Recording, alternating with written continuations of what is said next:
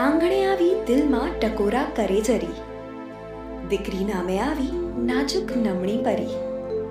કદી લાગી ન ફિકરી તો કદીએ અંતર્મુખી, દીકરી નામે પરિવારને મળી પ્યારી સખી.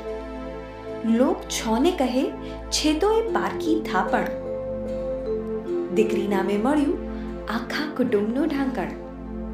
પ્રભુતાના પગલે બંને પેઢીને ઉજાડશે છે વિશ્વાસ, દીકરી નામે મળી મીઠી અનુભૂતિ મૌન અહેસાસ.